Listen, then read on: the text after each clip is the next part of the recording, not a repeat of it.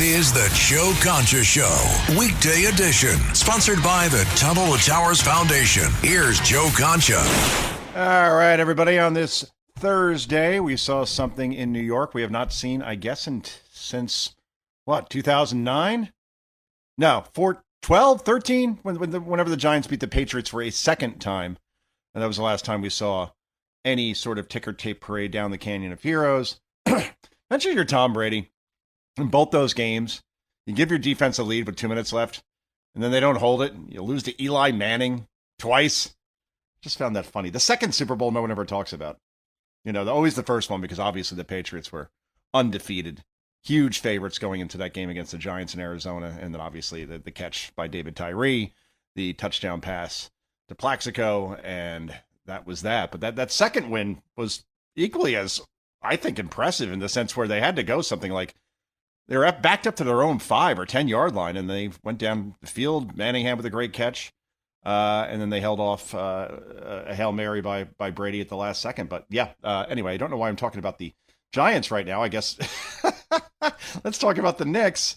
Obviously, again, one of the great seasons we have seen in New York history. Any sport does not matter, especially when you don't expect the championship to come. Not many people were talking about the Knicks being a championship team going into this season, even going into these playoffs for that matter.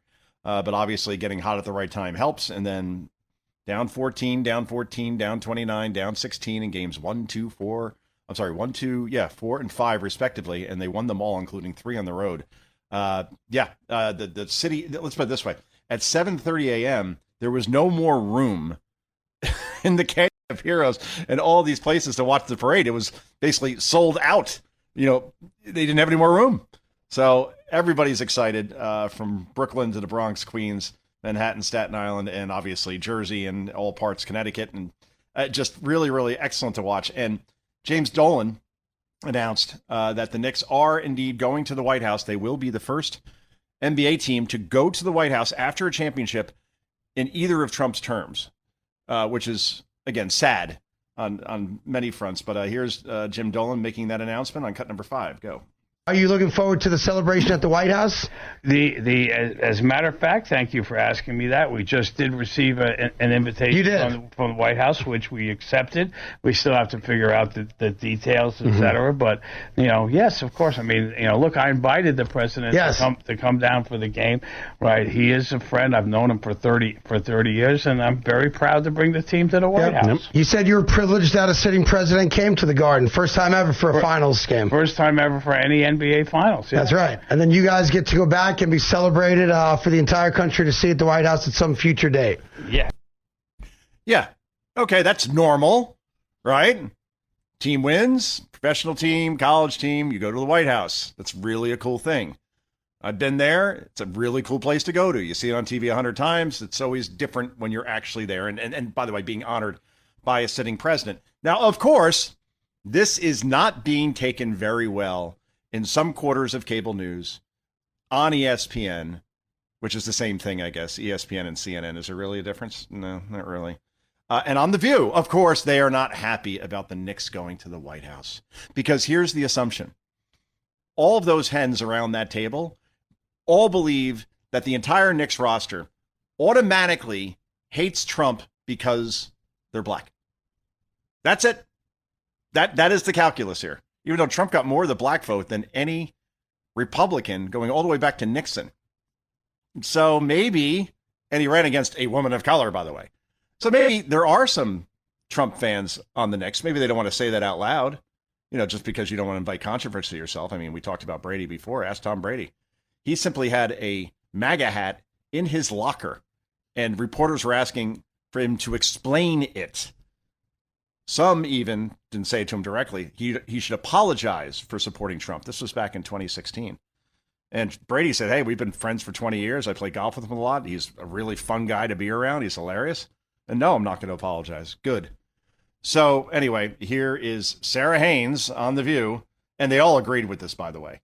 There wasn't one person who said, no, I think the Knicks should be able to go to the White House. I mean, that's a cool thing for any player to be able to do. Nope, not there. Cut number 18, go. I think this puts the players in a really precarious position merely because Jim Dolan is admittedly a good friend of Donald Trump's. And to now put that on the players, your boss, the owner of the team you play for, is extending this offer, accepting this offer. I know you might get people that refuse to go. I just think it's not fair to take any of the flowers and the beauty of this moment and its unity and try to then place it on the players' back. I totally agree. What?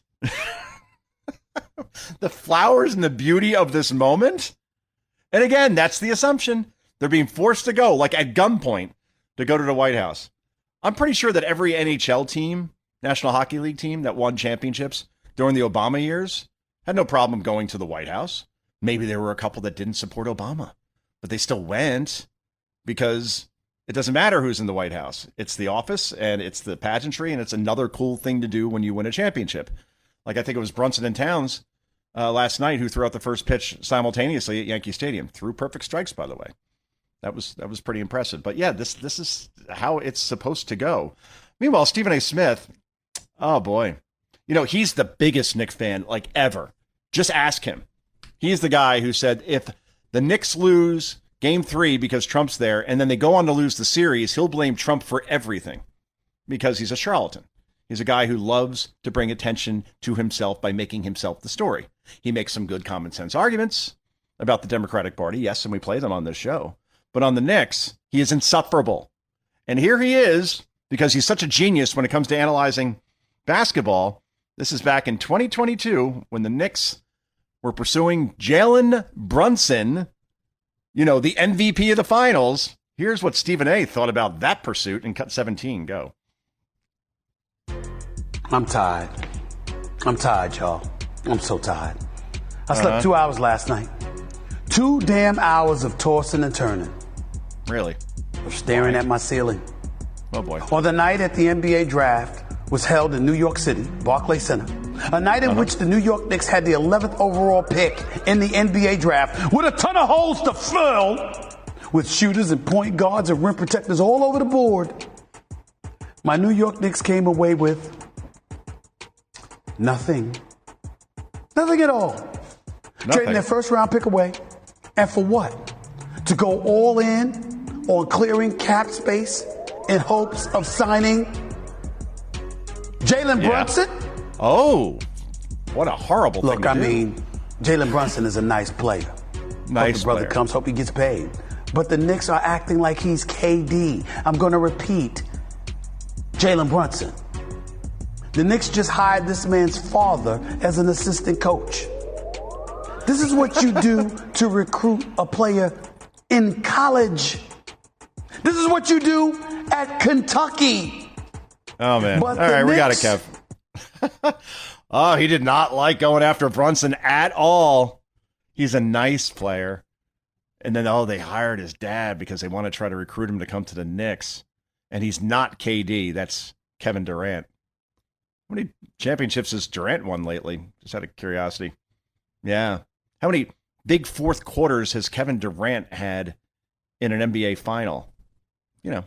Nothing I could think of off the top of my head. Not like Jalen Brunson had, especially in Game 5 at San Antonio.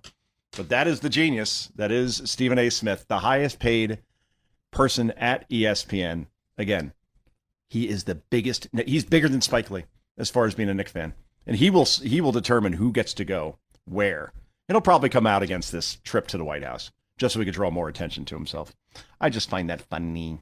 Anyway, before we go to break, let's hear how Democrats are going to be celebrating America on July 4th, because they're very, very proud to be Americans. As a matter of fact, a recent NBC poll shows that 12% of Kamala Harris voters say they are proud to be an American. 12%, 1 in 10, basically. Harry Etten on CNN has some more stats that show that, boy, These guys are some real negative Nellies. Cut number 6, go. Divides that we have seen. You know, we're talking about polarization in politics. It even comes down to what you believe July 4th actually is. Like, what does July 4th mean to you? Celebrate America, friends and family time. Among Republicans, what do you see? You see the clear majority say it's a time to celebrate America, 65%. Among Democrats, however, the plurality disagree. Look at that. What do you see? Friends and family time at 42% versus just 24% who say that what it means most for them is to celebrate America. Oh, 1 in 4 Democrats believe July 4th is a time to celebrate America. Oh, man. And you think they're going to win the midterms with that attitude? And what, they're going to run on the economy? Because they did such a great job during the Auto Pen administration, passing that whole Inflation Reduction Act, and then inflation jumps to 9%. So I don't think they're exactly good stewards of the economy. Certainly don't know anything about securing a border. We now have peace in the Middle East, and gas prices. I saw today, I'll do a daily gas update, $3.84 at a gas station near me, where it was well above $4 just a couple of weeks ago. And before this conflict began, the average amount of gas in the country was $2.99. We are headed fast in that direction. And if by, let's say, September, October, we're around that number, you tell me what Democrats are going to run on besides Trump bad, we're here to save democracy, vote for us. They don't have an issue that matters to people. And if they're just going to be all this negative about the country in general, hating on the country in essence, I just don't see how that sort of posture is going to get them over the hump in certain swing districts, especially when it comes to taking back the Senate, which is a big uphill climb. They're going to need Graham Plattner to win in Maine, and he's going definitely in the opposite direction. And then James Tallarico suddenly trying to position himself as, you know, the next Jerry Jones, right? As far as like, no, maybe not Jerry Jones isn't a good example. Who's like a big Texan? I don't know. Give me some Roger Staubach. Like basically this guy's trying to be the next Roger Staubach in the way he talks and being so manly, loving meat, ditching the whole, hey, we're the first campaign to have pronouns in our letterhead, you know, that sort of thing. He ain't winning down there. No way, no shot.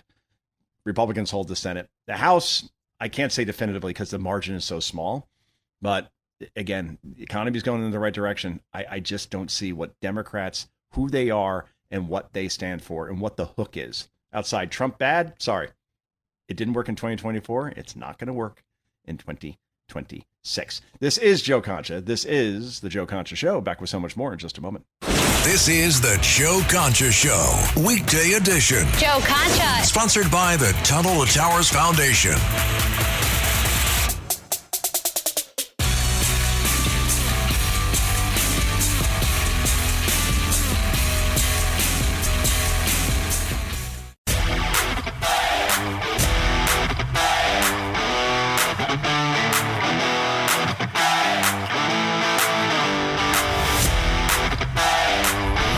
This is the Joe Concha Show, weekday edition, sponsored by the Tunnel to Towers Foundation. Here's Joe Concha. And welcome back, everybody. So, CNN, they do excellent investigative reporting. Oh, what's that you say? Are they finally looking into all those billions in fraud, taxpayer money wasted in places like Minnesota, California, Ohio, New York? No, they are going after the really serious stuff.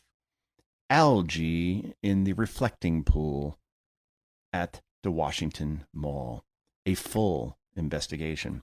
Now, here's the thing. As somebody who owns a big old pool here, and I mean like not big old like braggadocious, but it really is like old and it's quite big.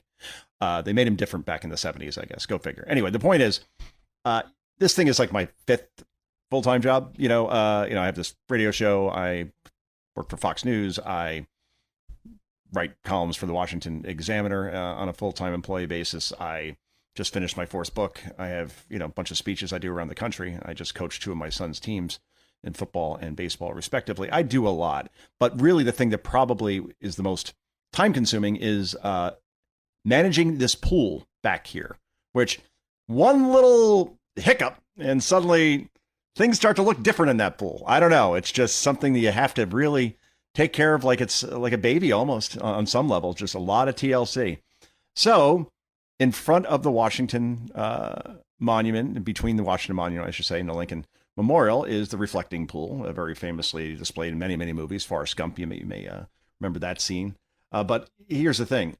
If you don't have like a filter and like a whole mechanism running, the water will start to turn green, right? And that's just an old reflecting pool. I don't think there's any pipes or any filters or anything running through that thing. So you have to pour some, you have to shock it basically. And if no one's swimming in it, then you can put like hydrogen peroxide or whatever, just something to clear all that algae out. But CNN, because it started to turn green a little bit before they got to treat it again, this is what they're covering on the Cartoon News Network. I'm sorry, the Cable News Network on cut number 2. Go. We're going to scoop up a water sample to see if we can get this tested. CNN independently took the sample of water and consulted with a pool store that regularly tests water to help read the results. It showed phosphate levels far higher than what is recommended to keep algae at bay based on estimates for a pool that holds 6.5 million gallons of water. If there's already some phosphate fertilizer in the water, that's really opportunistic, especially for the blue-green algae that can fix nitrogen. So they are having a field day out here, probably. The Department of They actually did it. And I thought it was like some sort of parody piece, like, a fake CNN reporter, like an AI kind of thing. They actually did it. They took the reflecting pool water to a pool store to analyze it. Oh, it's great. But if you look at the reflecting pool today, it's back to being blue again. So they're just going to have to treat it from time to time. And during the summer, especially when it gets hot, and Washington has a different kind of hot. There's not a lot of breezes down there. The Potomac isn't exactly the Atlantic Ocean. And the air can become very stagnant, having gone to school down there one summer. The point is that if this is what CNN is concentrating on, this is why they have more employees than viewers at this point. Okay, before we go to break, this is another great clip. Not great, it's sad. Here's Joe Biden doing Jay Leno's show. Jay Leno does like a car show now, and when he interviews someone, sometimes puts the guest in the passenger seat, and they just have a conversation as they drive around some beautiful roads in Southern California. Here is Biden, for whatever reason, starts to brag to Leno about he's the guy who ended all offshore drilling, which I don't think this is something you really want to be bragging about at this point. Cut number 1, go. Well, the other thing I was able to do, I made sure there could be no oil drilling off the East Coast, the West Coast, and 150 miles off the Gulf of Mexico. Yay! Again, why? When we could be energy independent, why would you do that? To protect the environment? I just, again, when people even try to say that the Auto Pen administration is better than what we have now, they are obviously suffering from TDS or are completely and totally delusional, which I guess is kind of the same thing. Anyway, this is Joe Concha. This is the Joe Concha Show. Back with so much more in just a moment.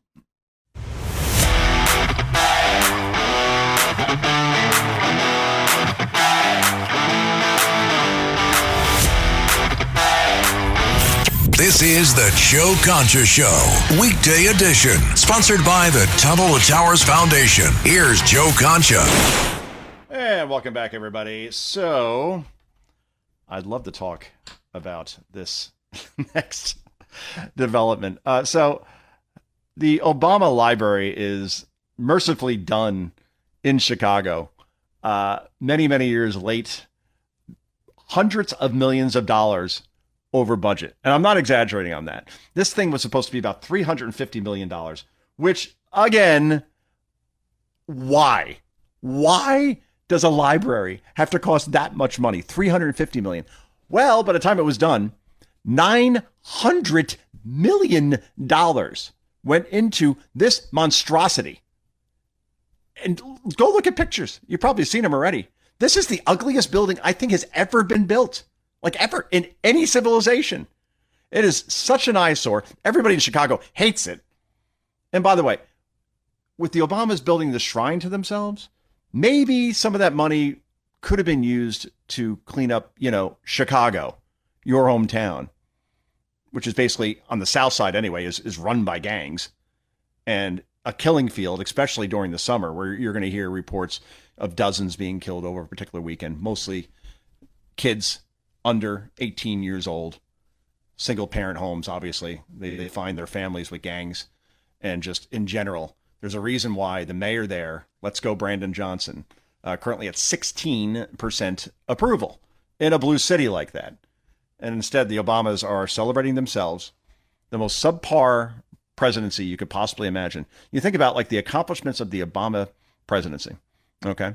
You say, well, Obamacare. All right. Well, all I know is that health premiums and the cost of, health care in general has doubled since Obamacare came along. It was supposed to reduce everything. It's done the opposite. And Democrats, their only counter argument to that is, well, we have to put more money into it. No, throwing money at the problem clearly is not the solution. So that is his signature legislation. So let's look at other things that happened. Let's see. The Russians walked right into Crimea, didn't even have to fire a shot, took that over. Iran was given billions upon billions of dollars in cash on pallets delivered by plane that they could then not give to the people, of course, or better their country for their people, but to go to terror groups like Hezbollah and Hamas as they tried to eliminate Israel. Then we had, let's see, a GDP that just slugged along at like 2%. Slogged is the word he meant to say.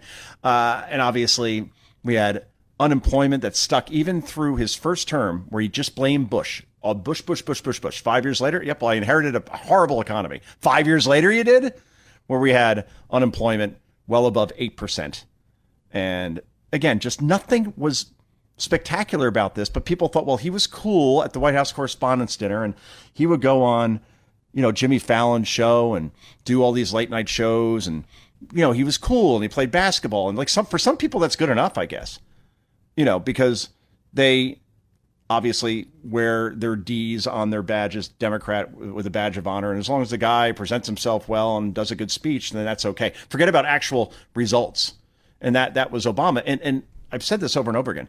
Trump ran an outstanding campaign in 2016, completely outside the box, especially when it came to social media and his authenticity that people really appreciated compared to like a phony like Hillary Clinton. But the reason why Donald Trump won that election ultimately is because people wanted change.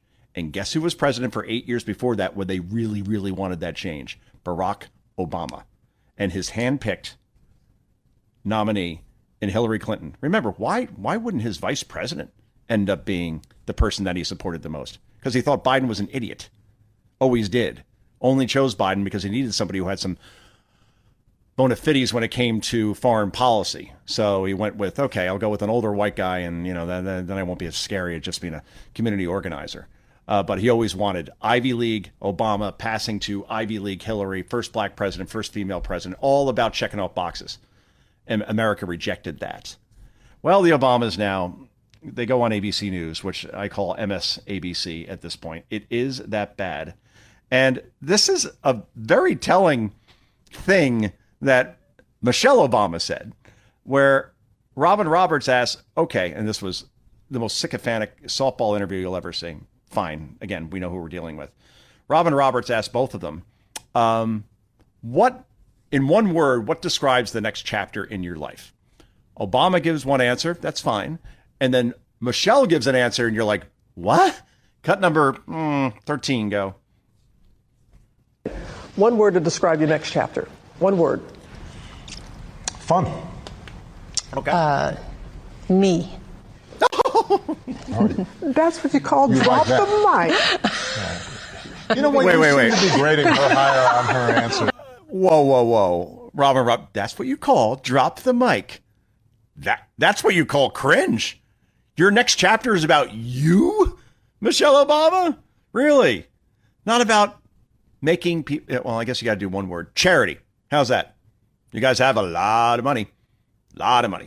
Hundreds of thousands of dollars, even $1 million for speeches.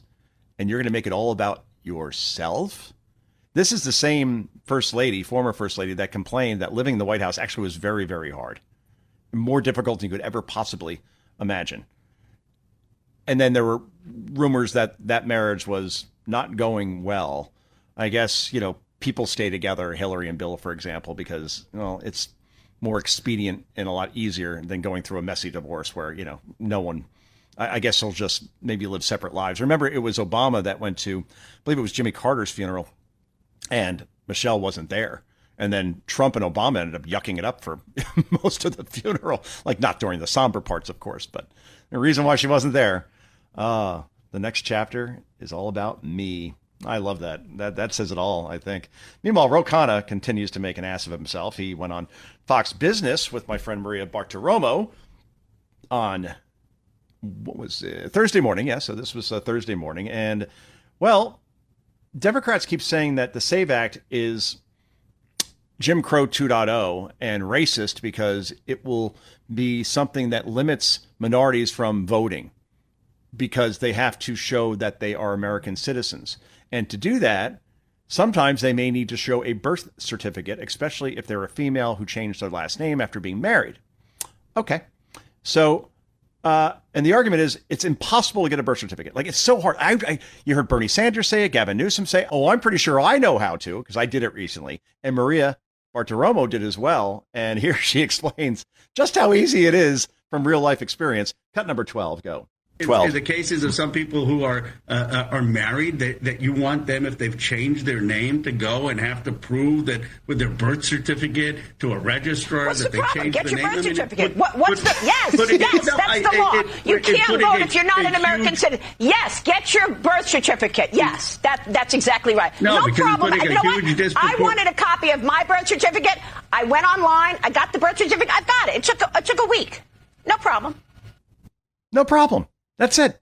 You don't have to drive somewhere, maybe the place you were born. You go online because we have this thing called the internet now. You fill out the proper forms. They will send you a copy of your birth certificate. If that's the Democrats' argument. And meanwhile, Republicans still can't get this thing passed because McConnell and Tillis and Murkowski, in Alaska, and Susan Collins. Yes. Again, much better alternative than the neo-Nazi guy, Graham Plattner, but at the same time also voted against the SAFE Act. And it's inconceivable why. Like, I don't understand the argument. If you deem yourself to be a Republican or a conservative or anybody who with common sense, it's just simple. We don't want illegals voting in our elections. We don't want dead people voting in our elections. We want them to be on the up and up because many people don't trust elections right now, especially after what we just saw in California. So straighten out the voter rolls. And let's have only American citizens vote. And I have a feeling that some results that went one way to the blue team may be going to the red team. And that is why so many Democrats do not support this. And unfortunately, a handful of Republicans. All right. So this is kind of funny. This girl, Kat Abu, she's like a darling of like Blue Sky. Blue Sky is this liberal Twitter. She worked for Media Matters forever. They were profoundly horrific Soros supported, I guess you could call it publication. And all they do, their entire existence is to watch Fox News all day and all night and criticize it and take everything that we say out of context and everything we say is bad.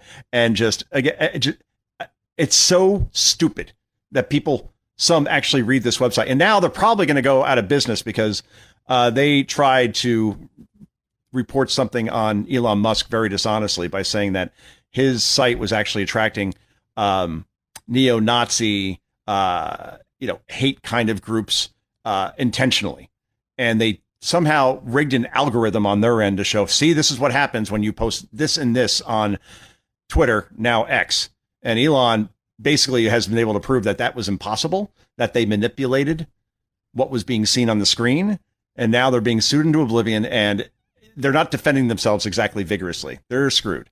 But anyway, this Kat Abu then leaves Media Matters, then decides to move to a district in Indiana where she has never lived in her life to run for Congress. And of course, she lost. So now she just hangs out on these like online podcasts, which are insufferable. And here she is with Abdul El Sayed. He is the Democratic candidate, one of the Democratic candidates anyway, trying to get the Democratic nomination for a Senate general election run against a guy, very common sense, very solid, and Mike Rogers. And they're talking about how the UFC fights at the White House were tacky, and that everybody that was there, they had to be fascist, right? Including the UFC fighters themselves. Very interesting. Cut number 11, go. Yeah, I mean, that whole thing was just so, I mean, I'm not one who puts these standards of propriety on things, right, because they tend to be exclusive of a lot of different groups of people. But like, what the hell is that? Like, I mean, it's just tacky. Like at this point, like if you're gonna be fascist, like at least have some taste, which I guess is diametrically opposed. But like that's his whole brand. Yeah, and that's the good news about Democrats screaming fascist all the time. The boy who cried wolf. You cry over and over again about something that doesn't exist, and people will stop listening to you. So when you used to call somebody a fascist, that held some weight. Like that's a word that was reserved only for the worst of the worst. And if you said it, you better be able to back it up. Now, if you call somebody a racist, a fascist, a xenophobe, no one cares. Like, it's like, all right, you've said that 1,000 times. I don't think you even understand what fascism is or what it was, say, in Nazi Germany, but they keep just talking this way over and over again. And again, deaf ears.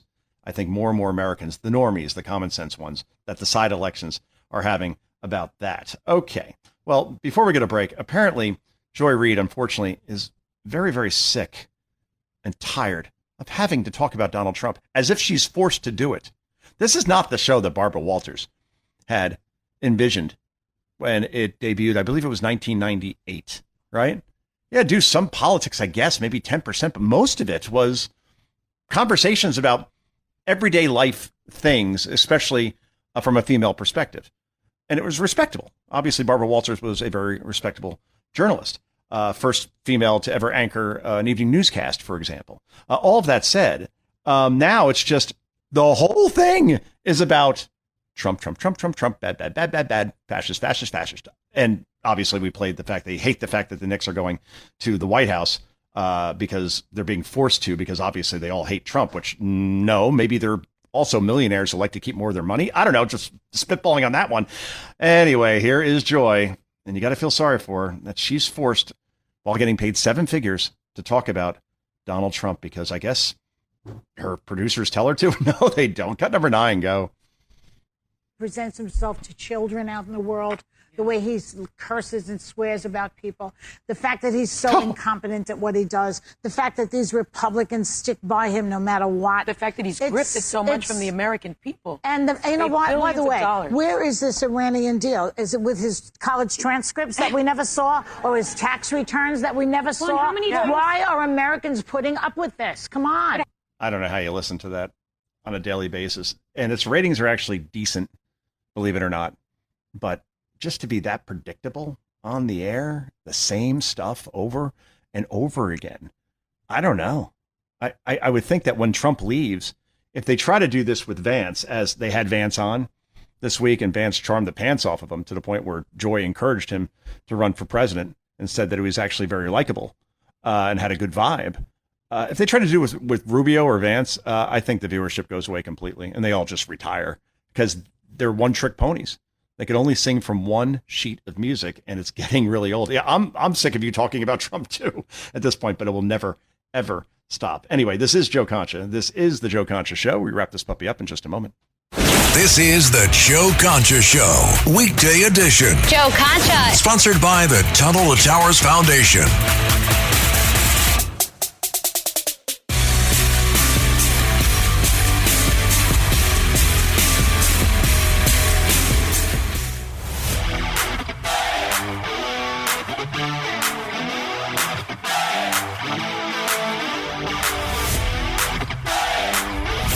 This is the Joe Concha Show, weekday edition, sponsored by the Tunnel to Towers Foundation. Here's Joe Concha.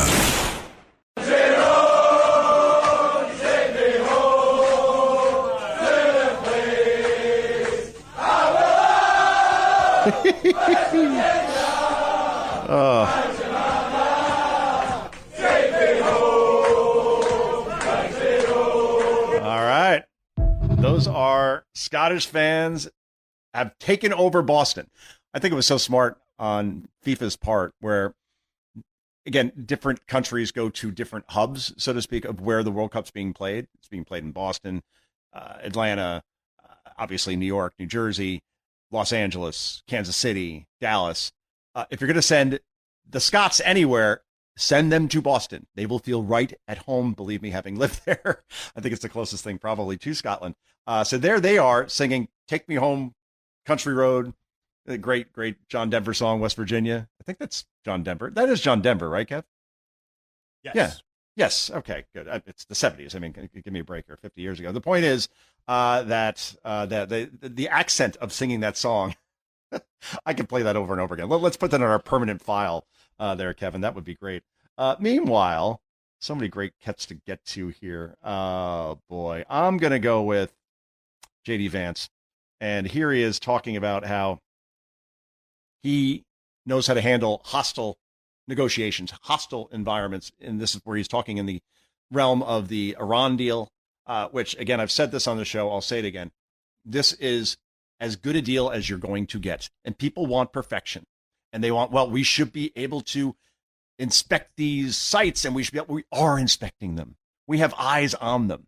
We have Israeli intelligence everywhere in the country. And here is the difference between Trump and Obama. If they even remotely show that they're trying to restart this program again, you'll never guess what we'll do.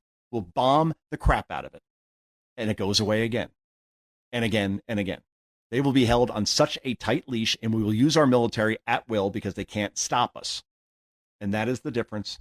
And we are much better off now than we were 4 months ago when this conflict began. And gas prices, as I said, are tumbling right now. Crude oil around $70 a barrel. It once was over more than $100 just a couple of weeks ago. Everything heading in the right direction. You don't have a perfect deal, but this is as good as it gets. And Iran has been neutered. And the Middle East is a much better place because of it. Anyway, JD Vance on handling hostile environments, including one hostile environment he had to handle this week that had nothing to do with Iran. In cut number 21, go. I have seen some progressive criticisms of me personally saying, what experience does the Vice President of the United States have with hostile, high-stakes negotiations? And I would point those progressive critics to the fact that just 2 days ago, I spent over an hour on The View. So I actually have great experience in very hostile negotiations. Yeah. And I've used that. I mean, look, Joy Behar is way tougher than the Iranians, and she and I are best friends now. So we're going to get to a good place here. We're going to get to a good place. We're already at a good place. It's just a question of whether we can really get the icing on the top of fundamentally transforming Iran's relationship with the world. And there you go. Yeah, you can handle an hour with The View. 6 hosts yelling at you. There weren't even questions. He was being lectured with no real question there, just so they could get their sound bites. And again, he looked like the adult. He had the sense of humor. He had the charm. He came out much better than they did. Before we go, oh, well, why not? Let's do one more. Here is Chris Van Hollen, Senator, Maryland. Remember the guy who took out Abreu Garcia for margaritas? Went down to where he's being held and had margaritas with the guy and talked about how he's a great family man and a Maryland man. This guy now may run for president because, of course, he might. Cut number 20, go. And everybody else. And so if you're asking me whether I think Democrats need to shake things up, you bet I do. And so, I went to up New Hampshire because I was invited, but I would say kind of kicking the tires a little bit. Oh, please, God, run. And he'll somehow do worse than Eric Swalwell did when he ran in 2020. Like, he'll somehow get -% of the vote, which is impossible, but that's how bad Chris Van Hollen is. And if this is the bench on the Democratic side against a JD Vance or Marco Rubio, whoo, boy, they're in trouble, especially if the economy is purring. Anyway, this has been the Joe Concha Show. We're back tomorrow night at 9 p.m. Eastern Time on WABC and on stations around the country, around planet Earth. Until then, I got 2 words for you. Bye-bye.